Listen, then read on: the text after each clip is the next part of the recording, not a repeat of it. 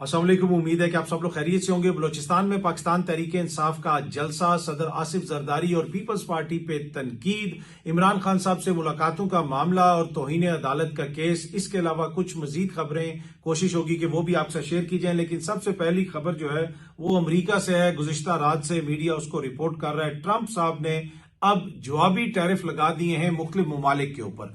जो लोग पाकिस्तान से या किसी और मुल्क से अमेरिका में अपना सामान बेचते हैं, अब जब वहां पे कोई भी शख्स उनका सामान खरीदेगा तो उसको अजाफी टैक्स देना पड़ेगा। ये सामने आप लिस्ट भी देख सकते हैं। अगर इस वक्त आप देखें पाकिस्तान अमेरिका से अगर कोई चीज हम मंगवाते हैं पाकिस्तान में, तो पाकिस्तान में उसके ऊपर 58% टैक्स लगता है, टैरिफ लगता है। आपको 58% टैरिफ देना पड़ता है। अब अमेरिका ने यह किया है कि जो भी अमेरिकी कंपनी पाकिस्तान से कुछ भी मंगवाएगी, कोई चीज चाहे वो टेक्सटाइल हो या कोई और चीज हो, कुछ भी खरीदेगी, अमेरिका ने उसके ऊपर 29% टैक्स लगा दिया, टैरिफ लगा दिया। ये एक बहुत बड़ा, जिसे आप कह सकते हैं ना, मार्जिन है, बहुत बड़ा एक फिगर है, बड़ी परसेंटेज है। इस वक्त अगर आप देखें गुज़िश्ता बरस के जो फिगर्स कोट हो रहे थे, जो रिपोर्ट हो रहे थे, उनके मुताबिक पाकिस्तान से तकरीबन 6 अरब डॉलर का सामान अमेरिका एक्सपोर्ट हुआ। अब आप 6 अरब का 29% लगाएं तो आप खुद ही कैलकुलेशन कर सकते हैं। बहुत सारी कंपनियां वहां पे जो अपना सामान बेचती हैं वो इसलिए कंपेटिटिव हैं क्योंकि मुकामी मार्केट से उनका माल सस्ता बन जाता है। जब ये टैरिफ्स लगेंगे तो बड़ा मसला बन जाएगा। अब जो अमेरिका का मौकिफ है, सदर ट्रंप का मौकिफ ये है कि ये जवाबी टैरिफ है, ये एक बड़ी फेयर डील है। वो ये कहते हैं कि जनाब आप हमारे ऊपर देखें कितना टैक्स लगाया जाता है। उन्होंने लिखा हुआ है, अपना जो लिस्ट जारी की है अमेरिका की जानिब से, उसमें बुनियादी तौर पे वो लिख रहे हैं कि जवाबी टैरिफ। वो ये कह रहे हैं कि आप हम पे जितना टैरिफ लगाते हैं हम तो उससे कम ही लगा रहे हैं। अगर आप पाकिस्तान की बात करें तो पाकिस्तान 58% लगाता है, उन्होंने 29% लगाया है। चाइना 67% लगाता है, अमेरिका ने 34% लगा दिया है। इसी तरह यूरोपीय यूनियन 39% लगाती है और अमेरिका ने 20% लगा दिया है। अब बरतानिया 10% लगाता है और अमेरिका ने उनके ऊपर भी 10% लगाया है। तो ये एक लंबी फहरिस्त है। इसके बाद क्या होगा, क्या इससे अमेरिका को फायदा होगा या नुकसान होगा, ये कहना फिलहाल कबल वक्त है। अमेरिका के अंदर भी जो माहिर मौशियात हैं, इकोनॉमिस्ट हैं, वो इसके ऊपर वो जिसे आप कह सकते हैं क्लियर नहीं है। लेकिन एक वाजे इंटेंट ट्रंप इंतजामिया की नजर आ रही है कि भाई अगर आप हमारे ऊपर टैक्स लगाते हैं तो अब हम आपके ऊपर भी टैक्स लगाएंगे। बाकी जितने भी ममालिक हैं उन्होंने अपना मामला देखना है। अगर आप इंडिया को देखें, इस फहरिस्त के अंदर इंडिया भी है, इंडिया के ऊपर भी टैक्स लगाया गया है। इंडिया जो है वो अमेरिकन गुड्स के ऊपर 52% टैक्स लगाता है और अमेरिका ने इंडियन गुड्स के ऊपर 26% लगाया है। पाकिस्तान के ऊपर जो टैरिफ लगा है वो 29% है। इससे पाकिस्तान की इकोनॉमी को यकीनन काफी ज्यादा फर्क पड़ेगा। जिस तरह मैंने पहले भी कहा कि पाकिस्तान से बहुत सारी चीजें वहां पे एक्सपोर्ट होती हैं, उसमें टेक्सटाइल एक बड़ी इंडस्ट्री है। इतना बड़ा टैरिफ लग गया तो क्या हम कंपीट कर सकेंगे? अब इसमें एक चीज ये भी है कि दीगर जो ममालिक हैं जो पाकिस्तान के साथ कंपीट कर रहे हैं उनके ऊपर भी टैक्सेस लगे हैं, तो शायद उससे हमारी कोई बचत हो जाए। लेकिन अदरवाइज अगर पाकिस्तान की गुड्स वहां पे महंगी हो गई तो फिर कंपीट करना इतना आसान नहीं होगा। अब यूरोपीय यूनियन में हमें क्या फायदा है? जो जीएसपी प्लस स्टेटस पाकिस्तान को मिला हुआ है उसको यही फायदा है कि हम पे इजाफी टैरिफ या कोई टैक्स नहीं लगता, बल्कि उसमें छूट हमें मिलती है, जिसकी वजह से हमारा जो प्रोडक्ट है, हम पाकिस्तान का प्रोडक्ट यूरोपीय यूनियन के अंदर मुख्तलिफ कंपनियों को, मुख्तलिफ इंपोर्टर्स को सस्ता पड़ता है। इस वजह से वो सस्ता प्रोडक्ट खरीदते हैं। अगर उसके ऊपर टैक्स लग जाएगा, वो महंगा हो जाएगा, तो फिर हो सकता है कि वो इधर उधर देखना शुरू हो जाएं और ये कहें कि जनाब कहीं और से हमें क्या पता क्वालिटी बेहतर मिले और माल सस्ता मिले। तो पाकिस्तान के लिए काफी ज्यादा मुश्किल खड़ी हो सकती है ट्रंप इंतजामिया के इस इकदाम की वजह से।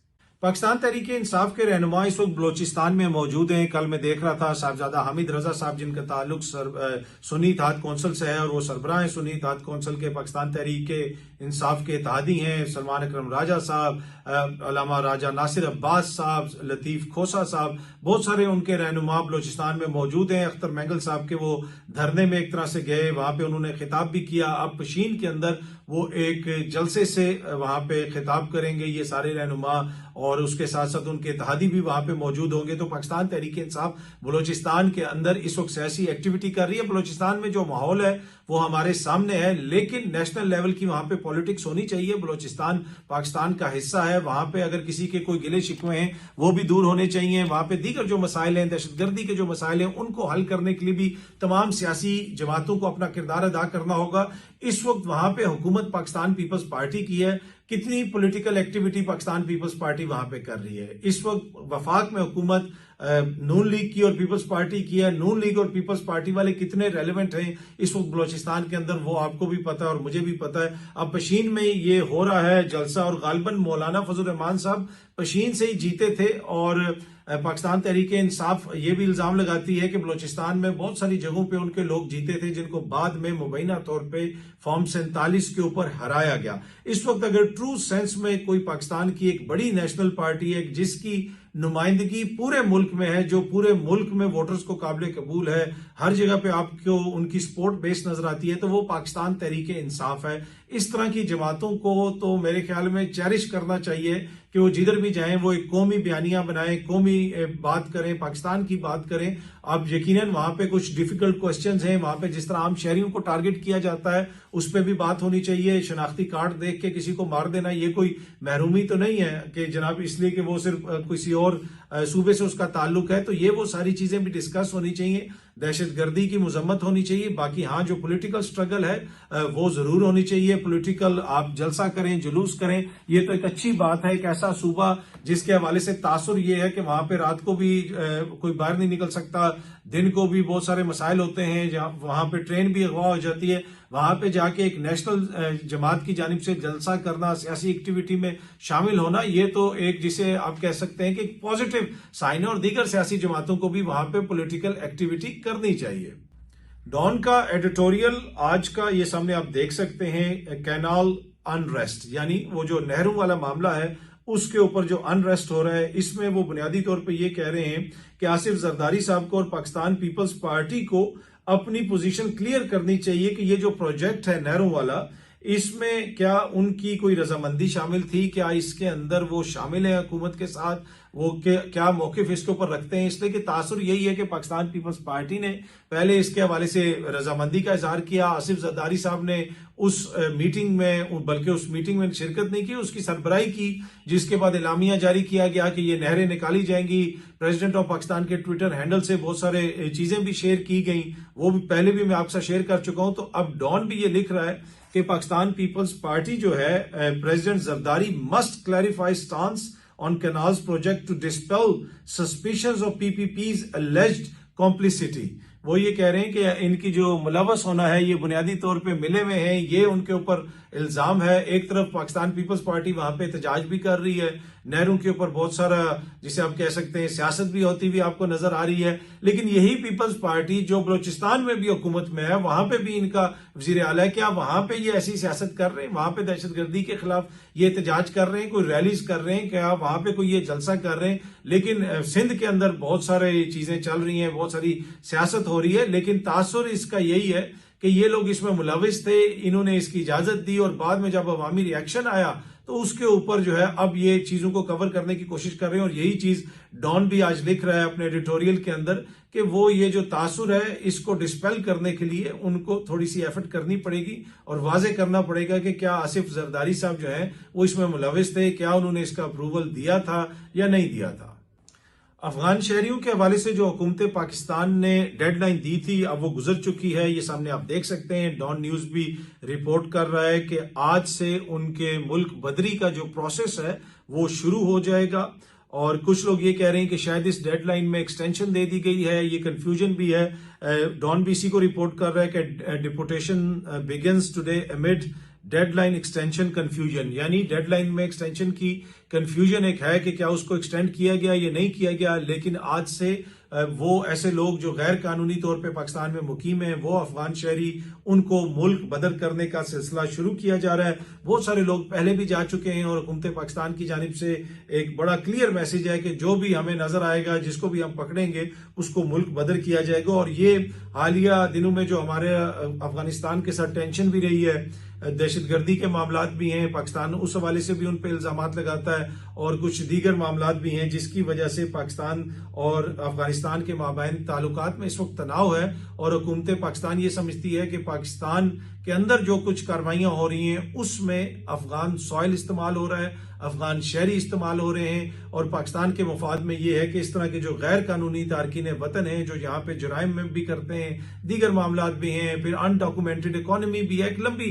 फहरिस्त है, उसको कर्ब करने के लिए, उसके ऊपर कंट्रोल करने के लिए उनको यहाँ से डिपोर्ट किया जाएगा, उनको यहाँ से मुल्क बदल किया जाएगा। इसके हवाले से कुछ लोग इस पे तनकीद भी करते हैं कि बहुत सारे ऐसे अफगान शहरी हैं जो पीसफुली पाकिस्तान में रह रहे हैं, कोई कारोबार कर रहा है, उनके बच्चे यहाँ पे हैं, उनकी शादियां यहाँ पे हो चुकी हैं, नस्ल दर नस्ल वो यहाँ पे रह रहे हैं। ऐसे अचानक किसी को मुल्क बदल कर देना मुनासिब नहीं है। बल्कि इमरान खान साहब के दौरे हुकूमत में तो इमरान खान साहब ने कहा था कि बहुत सारे ऐसे अफगान शहरी जो पाकिस्तान में पैदा हुए हैं उनको पाकिस्तानी नेशनैलिटी दे देनी चाहिए, इतने अरसे से वो पाकिस्तान में रह रहे हैं। लेकिन सेंटिमेंट्स जो हैं वो दूसरी जानिब भी बड़े स्ट्रांग हैं। वो जो हुकूमत पाकिस्तान कहती है उसमें भी कुछ चीजें ऐसी हैं जिनमें यकीनन वजन है। तो अब देखते हैं कि ये डेडलाइन एक्सटेंड होती है या नहीं होती। वैसे अदरवाइज खबर ये है कि आज से ये जो डिपोर्टेशन का सिलसिला है वो शुरू हो रहा है। इमरान खान साहब से मुलाकात के मामले पे लार्जर बेंच के सामने आपको याद होगा केस लगा था और एक फैसला आया था। अब इमरान खान साहब से उस तरह मुलाकातें नहीं करवाई जा रही। आपने देखा कि सलमान अकरम राजा साहब नहीं मिल सके और वो सारा मामला हमारे सामने, उसको हम डिस्कस भी करते रहे। इमरान खान से मुलाकात, लार्जर बेंच के फैसले पर अमल दरामद न करने पर तौहीन अदालत की दरखास्त दायर कर दी गई है इस्लामाबाद हाई कोर्ट में। अब शिबली फराज और सलमान अकरम राजा साहब की जानिब से या फिर शिबली फराज साहब की जानिब से शोएब शाहीन ने ये दरखास्त दायर की है। अब देखते हैं इसके ऊपर अदालत क्या हुक्म देती है।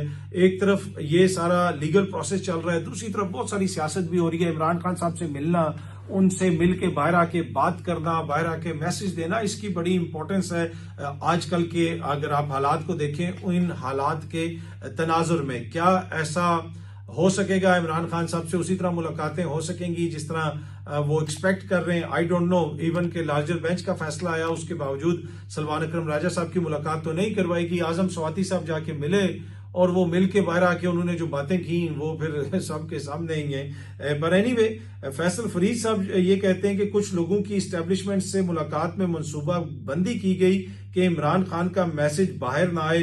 ये एक्सप्रेस न्यूज इसको रिपोर्ट कर रहा है, ये सामने आप देख सकते हैं। बानी पीटीआई इमरान खान के वकील फैसल फरीद चौधरी ने कहा है कि कुछ लोगों की पिछले दिनों स्टैब्लिशमेंट से मुलाकात हुई है जिसमें बाकायदा मनसूबा बंदी की गई थी कि मैसेज बाहर ना आए। जेलम में मीडिया से गुफ्तगू करते हुए उन्होंने कहा कि मुलाकातें होना या ना होना एक रूटीन की बात है। आज भी जिन लोगों ने इमरान खान से मुलाकातें की हैं, बानी पीटीए का पैगाम बाहर नहीं आया। तो वो ये कह रहे हैं कि हुकूमत के साथ साजबाज करके कुछ लोग तहरीक इंसाफ के अंदर इस तरह कर रहे हैं कि वो जब खान साहब से मिलते हैं बाहर इमरान खान का वो मैसेज लेके नहीं आते। ये उनका एक इल्जाम है फैसल फरीद चौधरी साहब का। ऐसा है या नहीं है हमें नहीं पता, लेकिन एक्सप्रेस न्यूज इसको रिपोर्ट कर रहा है। फैसल फरीद चौधरी साहब ने जो इल्जाम लगाया है कि मुबैना तौर पर हुकूमत के साथ साजबाज करके कुछ लोग इमरान खान साहब का मैसेज बाहर नहीं लाना चाहते और जिसकी वजह से सारी कंफ्यूजन फैलती है। इमरान खान साहब का जो मैसेज बाहर आ भी जाता है जेल से, उसके ऊपर कितना अमल दरामद होता है, ये भी एक बहुत बड़ा, इस पे भी एक सवालिया निशान है, क्वेश्चन मार्क है। ये सामने आप खबर देख सकते हैं। पीटीआई एहतसाब कमेटी ने साबिक वजीर खजाना तैमूर जगड़ा से 13 इल्जामात पर जवाब तलब कर लिए। अब तैमूर जगड़ा साहब तो पहले भी यहीं पे थे। जो ही इमरान खान साहब का एक मैसेज बाहर आया जिस मैसेज में कहा गया कि जी तैमूर जगड़ा साहब को भी काबीना में शामिल किया जाए, अचानक ये चीजें सामने आना शुरू होगी, इल्जामात तैमूर जगड़ा साहब पे लगना शुरू हो गए और अब पीटीआई एहतसाब कमेटी ने जनाब उन पर 13 इल्जामात के जवाब तलब कर लिए। देखते हैं कि वो क्या जवाब देते हैं। वैसे उन्होंने ट्विटर के ऊपर एक जवाब दिया है। हमारी कोशिश होगी कि तैमूर जगड़ा साहब से पूछा जाए कि भाई ये क्या मसला है आपके दौरे हुकूमत के दौरान, यानी जब आप वजीर खजाना थे, क्या वहां पे मिसमैनेजमेंट हुई, कैसे चीजों को गलत तरीके से चलाया गया, जो और कोई नहीं कह रहा। ऑपोजिशन इल्जाम नहीं लगा रही, ये तहरीक इंसाफ के अपने लोग इल्जाम लगा रहे हैं। अली अमीन गंडापुर साहब से भी मैंने ये क्वेश्चन किया था कि तैमूर जगड़ा का नाम आया था कि उनको काबीना में शामिल किया जाए, तो उन्होंने उस हवाले से जो बात की, उसका बुनियादी जो आप जिसे कह सकते हैं मकसद या मानी अगर उसका निकाला जाए, वो ये था कि तैमूर झगड़ा के दौर में चीजें कोई इतनी अच्छी नहीं थी, फाइनेंसेस को इतने अच्छे तरीके से नहीं चलाया गया। बड़ी उन्होंने पेंशन फंड की बात की और भी बड़ी इंपॉर्टेंट उन्होंने जिसे आप कह सकते हैं चीजों की जानिब तवज्जो दिलवाई कि वो ये सारे मसाइल हैं जिसकी वजह से लगता है इस तरह के बजाय तैमूर झगड़ा साहब को शामिल नहीं किया जा रहा। लेकिन तैमूर झगड़ा साहब ने इन तमाम चीजों का जवाब दिया है और वो एक लेटर उन्होंने लिखा है तहरीक इंसाफ की उसी कमेटी को, एक तफसीली जवाब दिया है। हम कोशिश करेंगे कि तैमूर झगड़ा साहब से बात करें और पूछें कि जनाब ये क्या मसला चल रहा है आपका। तो हम सुन रहे थे कि इमरान खान ने कहा है कि इसको वजीर बनाओ, उधर तहरीक इंसाफ की अपनी हुकूमत ने आपका एहतसाब शुरू कर दिया है। तो ये क्या मसला है, कोशिश करेंगे कि तैमूर झगड़ा साहब से बात करें। अच्छा जी, भारत में एक मुतनाज़ा बिल मंजूर किया गया है जो वक्फ इमलाक के हवाले से है। ये मुसलमानों की इमलाक होती हैं, बुनियादी तौर पे इनको ना बेचा जा सकता है, ना इनके हवाले से कोई ज्यादा हुकूमत जो है कुछ कर सकती है। अब इसमें एक तरमीमी बिल लाया गया है कि ये जो इमलाक हैं, इनको जो मैनेजमेंट इनकी जिस तरीके से चलाई जाती है उसमें अब दीगर लोगों को भी शामिल किया जाएगा। जो नॉन मुस्लिम अफसरान हैं उनको बीच में बैठाया जाएगा ताकि पता चलाया जा सके कि कितनी इमलाक है, उनकी क्या कीमत है। अगर इस वक्त आप देखें तो वक्फ के हवाले से कहा जाता है, जो वहां का भारत का वक्फ बोर्ड है, कि वो भारत का तीसरा बड़ा जिम्मेदार है। उनकी पता नहीं कितने लाख एकड़ जमीन है, कितने हजारों उनकी प्रॉपर्टीज हैं और कितने अरब डॉलर की वो प्रॉपर्टीज हैं। और जिस तरीके से ये तरमीम की जा रही है, मुसलमान उसके ऊपर तहफुजात का इजहार कर रहे हैं कि बुनियादी मकसद ये है कि ये आगे चल के जो है कि ये ना हो कि हमारी जमीनें बेचना शुरू कर दें, हमारे मामलात के अंदर मुदाखला शुरू कर दें। और भारत के अंदर सबसे बड़ी माइनॉरिटी है मुसलमान, और उनके हवाले से एक इस तरह का तरमीमी बिल लेके आना जो उनकी प्रॉपर्टी से डील करता है, जिसमें मसाजिद भी हैं, जिसमें मजार भी हैं, दीगर उनके जो मुकामात हैं, जमीनें हैं, बहुत सारी चीजें हैं, उसके ऊपर इस तरह तरमीमी बिल लेके आना तो काफी तशवीश पाई जाती है। इवन के कांग्रेस कह रही है, कांग्रेस की जो लीडरशिप है वो कह रही है, चाहे सोनिया गांधी साहब हो, प्रियंका गांधी साहबा हो, राहुल गांधी साहब हो, दीगर लोग, वो लोग भी इस तरह की बातें कर रहे हैं कि मोदी सरकार भारत के आइन के बखिए उधेड़ रही है। ये जो कुछ कर रहे हैं इससे भारत के अंदर एक ऐसा अनरेस्ट पैदा हो सकता है कि वो जो उनका एक सेकुलर जिसे वो कहते हैं ना, नाम का ही सही लेकिन वो सेकुलर कॉन्स्टिट्यूशन तो है, तो उसको भी नुकसान पहुंच सकता है।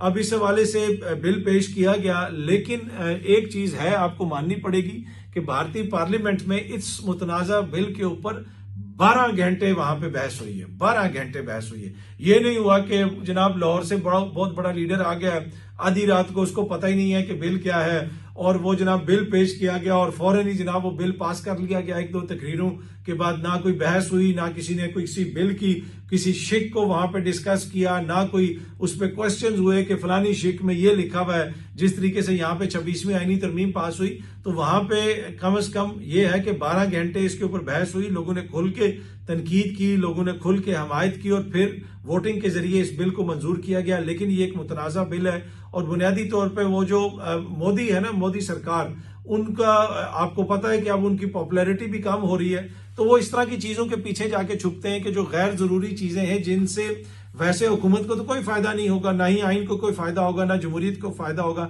लेकिन उनका जो जिसे आप कहते हैं वोटर बेस है, जो उनका ऐसा वो वोटर बेस है जो इंतहा पसंद है, जो एंटी मुस्लिम है, एंटी मुसलमान है, जो इस किस्म के नजरियात रखता है, उनको खुश करने के लिए इस किस्म की हरकतें की जाती हैं। और जिसकी वजह से फिर ये मुतनाज़ा बिल वहां पे पेश भी किया गया और मंजूर भी किया गया।